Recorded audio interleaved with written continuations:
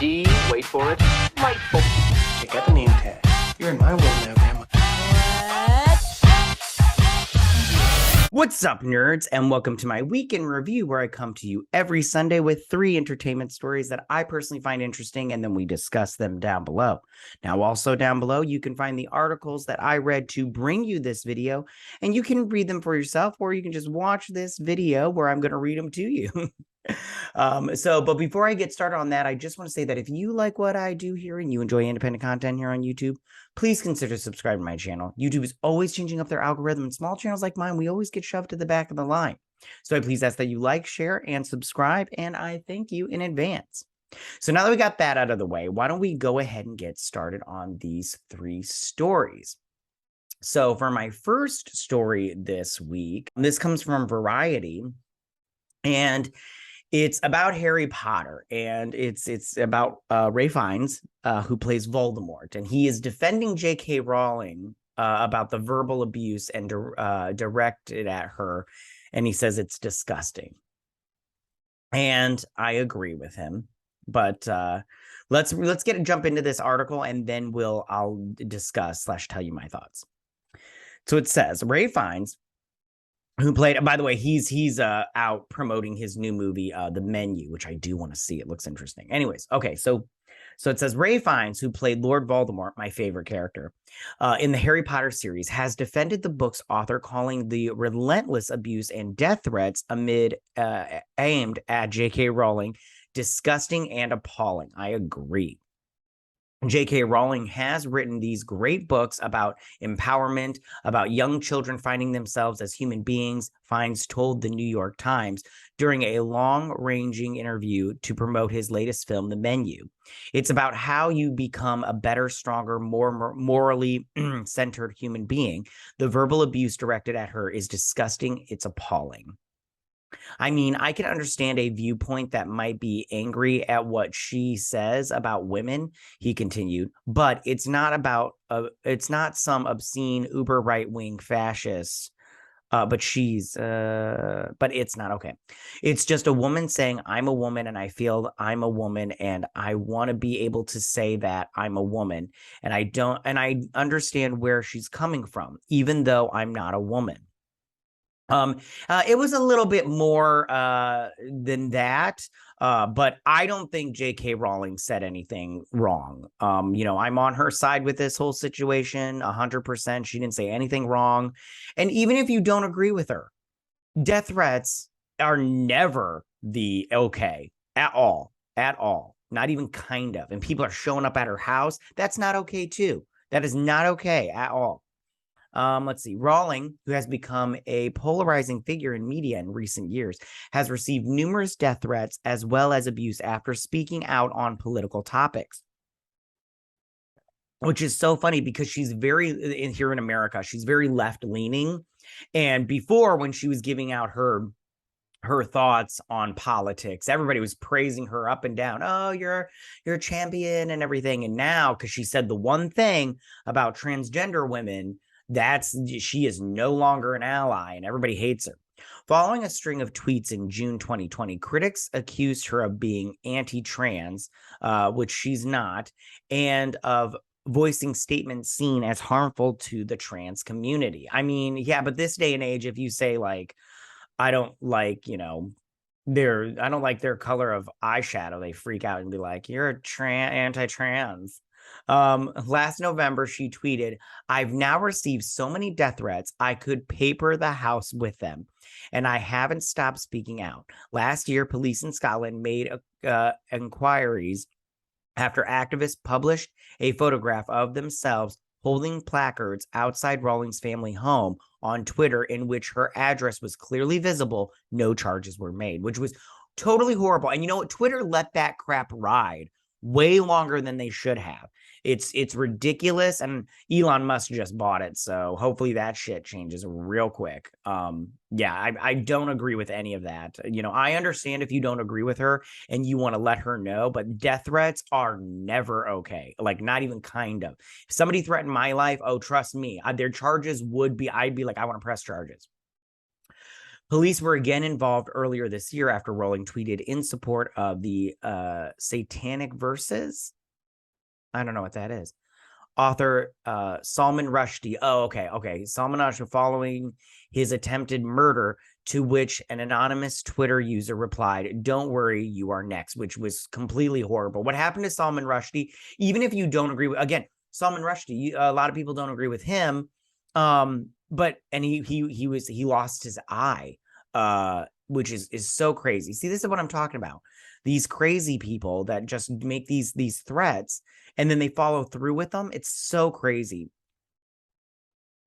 Earlier in Fiennes' interview with New York Times columnist Maureen Dowd,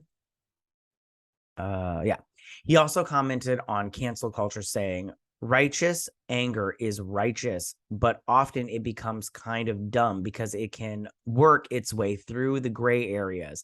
It has no nuance." The actor also revealed that he wasn't particularly thrilled when first offered the part of the Dark Wizard in the Harry Potter series. "I was a bit sniffy, I think, initially," he said. "I thought, oh, it's a children's fantasy thing. I'm not sure." Oh, he plays a great Lord Voldemort. I love his Lord Voldemort. It's so good.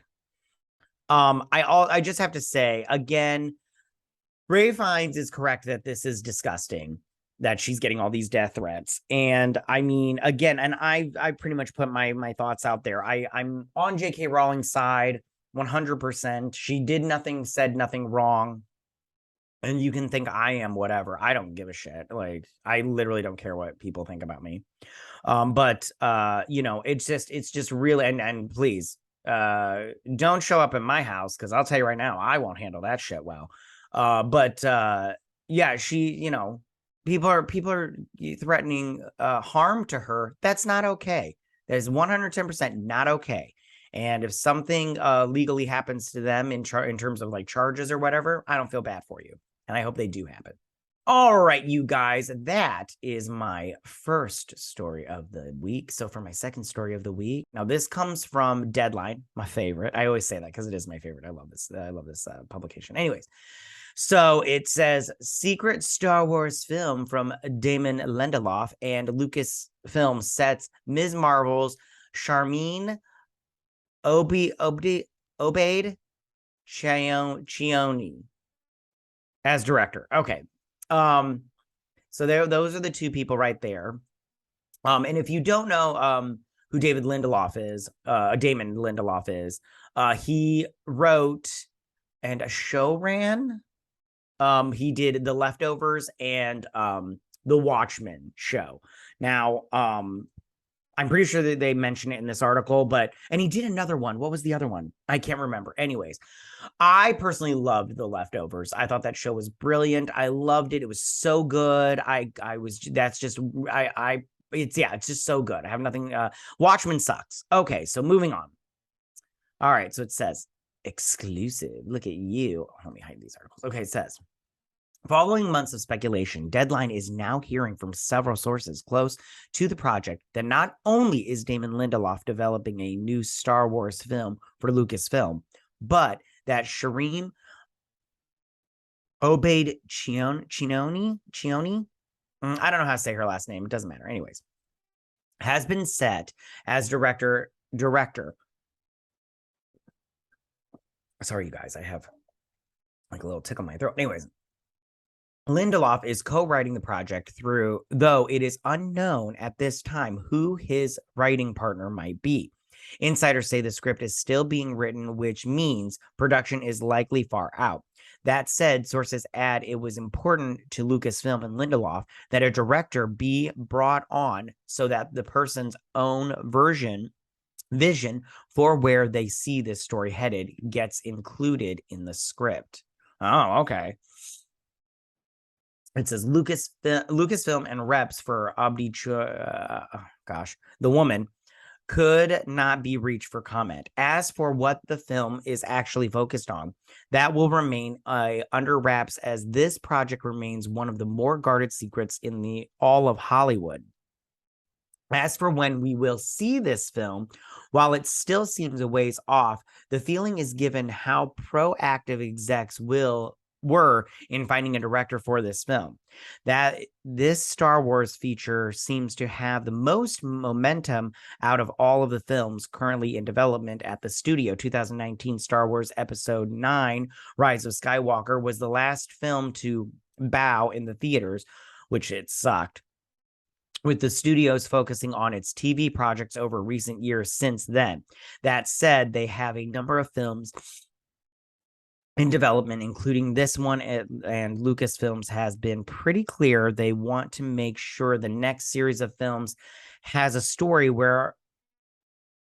they are happy with and don't see a need to rush out that next franchise.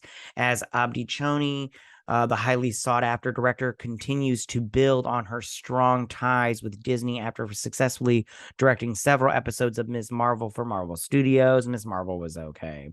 In terms of directing, I was like, oh, whatever. Best known for directing her Oscar-winning documentary shorts, Saving Face and A Girl in the River, never seen it. The Prince of Forgiveness, never seen it. The Oscar and Emmy-winning director also recently committed to directing Paramount's adaptation of Brilliance, which is being developed as a starring vehicle for Will Smith. Okay, so I haven't seen any of her work except for Ms. Marvel, so but good for her. Wish nothing but the best. I don't think this will be good. I think that Star Wars, first off, I want to see Star Wars go back to the big screen because I love going to the movie theater and seeing Star Wars. I remember when they re-released and they did special editions of Star Wars and people did not like them, which I'm like, you guys, come on, it's not that big a deal. But I remember seeing all three of those back to back, and I was so happy. And then I remember going to see episodes 1 through 3 and Rogue One. And I didn't see Solo. But I mean, and I saw Last Jedi, which what a big waste of time that was.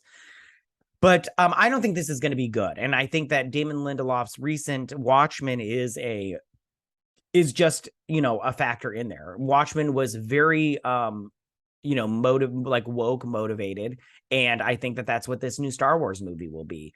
I think that Kathleen Kennedy she's a great driver, and she has driven this franchise into the ground. I think that I don't know if the rumors are true about them not letting her touch anything. She's just a head and just somebody on the head of the studio, and that's it, or this part of the studio. But I don't have faith in this. I don't have faith in Star Wars, really. I mean, right now I'm watching Andor, and I'm all like, oh, this is a slog to get through. Boba Fett was terrible. Obi-Wan was terrible, and that was supposed to be a movie. So was Boba Fett. It was supposed to be a movie. I'm just, every time I think about this Star Wars, I just go, for the most part, this new live action stuff is starting to go downhill, except for The Mandalorian. I liked that. And I think Ahsoka will be good. But I have no faith in this. I have no faith in this. I have no faith that Damon Lindelof will pull off a movie that's written well and makes sense and all that stuff. Like The Leftovers really didn't have it had an ending, but it didn't have like an ending. It's like whatever. But that was based off of a book. So I wonder if that, that helped. Anyways, okay. But good for Sharmeen. I wish her the best. I hope she, gets more work off of this, and I hope she directs the shit out of this.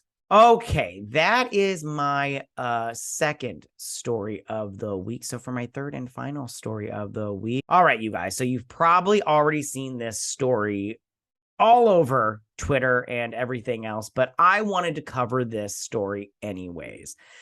So this comes from the Hollywood Reporter, and it says James Gunn and Peter Safran to lead film and TV and animation division, the DC animation division.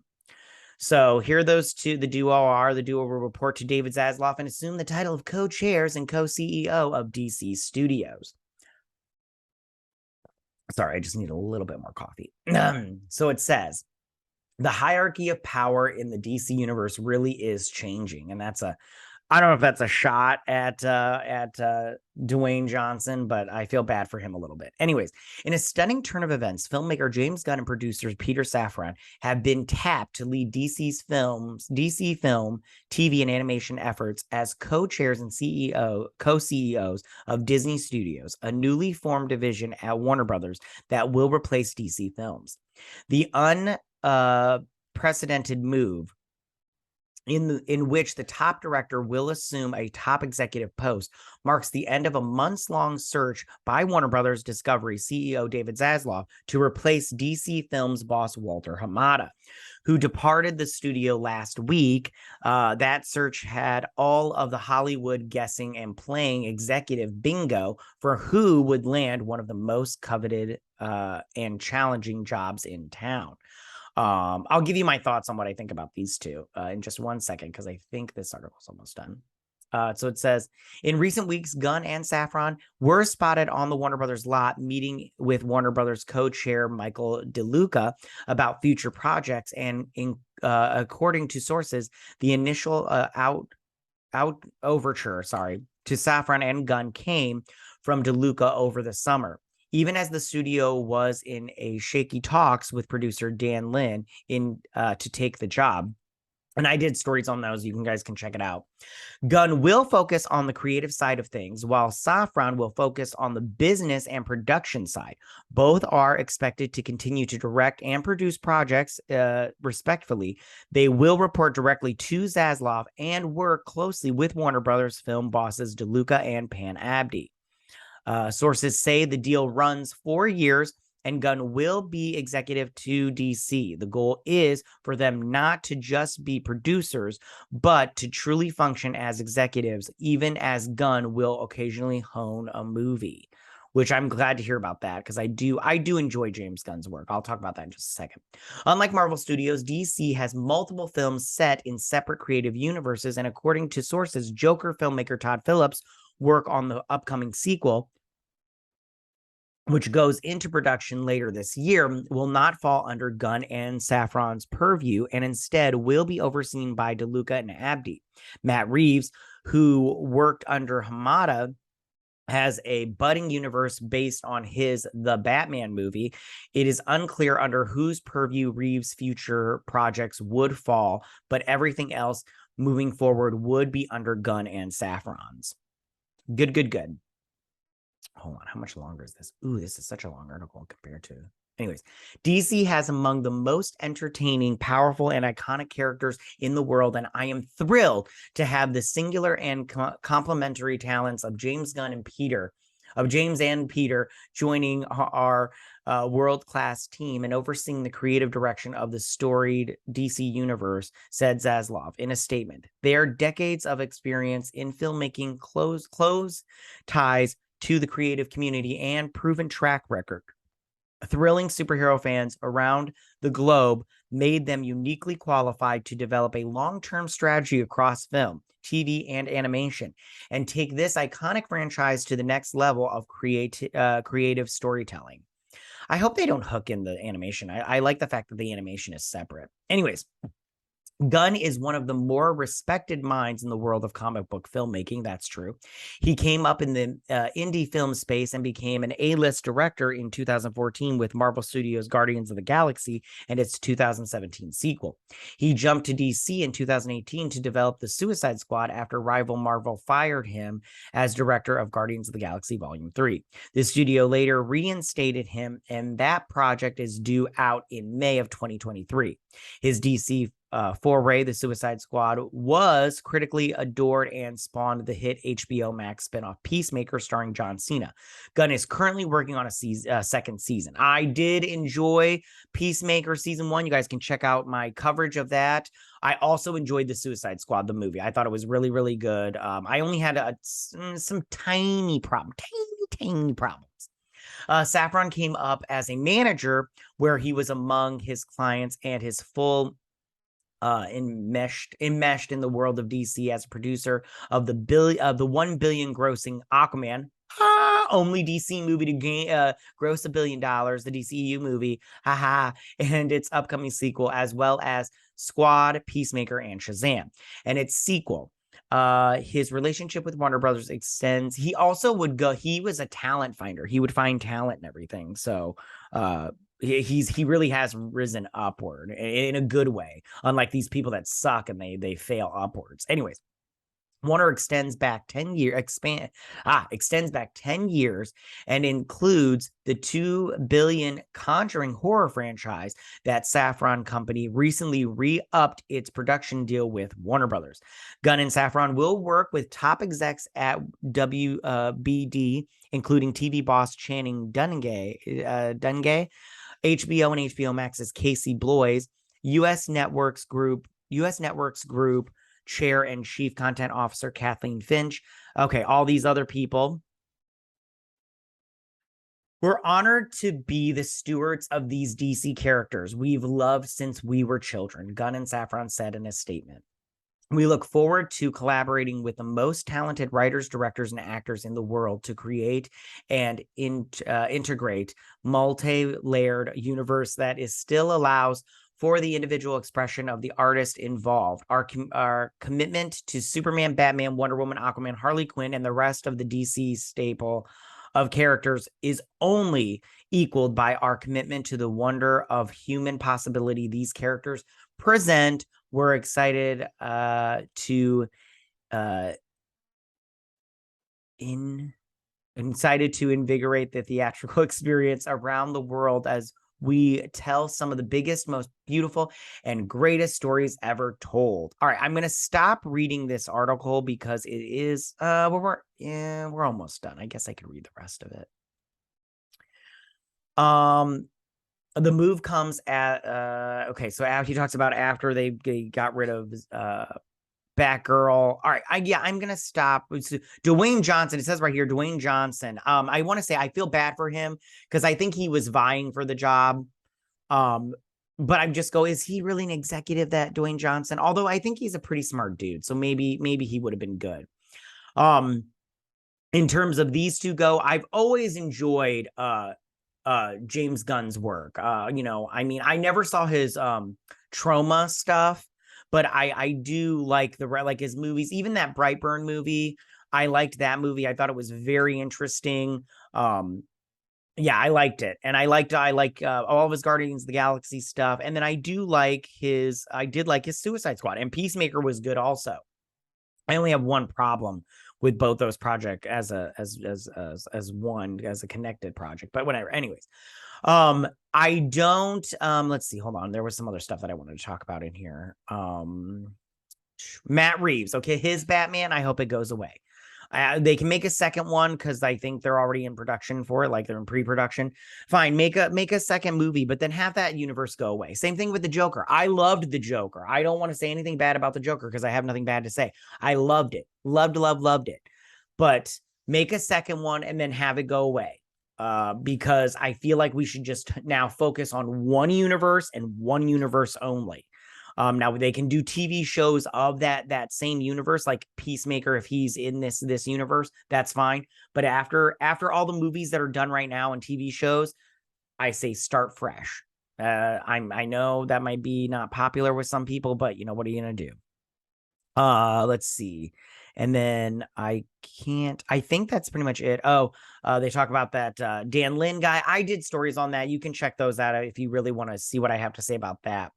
I think I'm pretty happy with this news. I like James Gunn, the Peter Safran guy. I really don't know that much about him, but he's done some projects that I think are good. The Conjuring series, I like them. So, and he's just the business part of it. I think James Gunn is creative. And I think that when it comes to more family-friendly fare like Guardians of the Galaxy, I think he can be reeled in and be told, no, you can't do this because that's not family-friendly. And then I also think that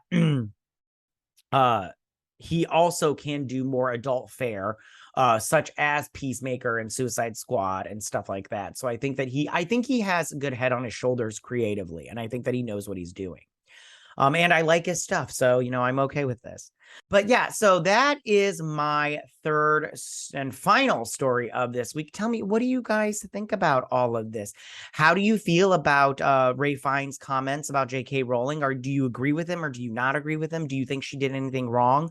Like, I don't think she did anything wrong or said anything wrong, but some people do, and that's your right to think that.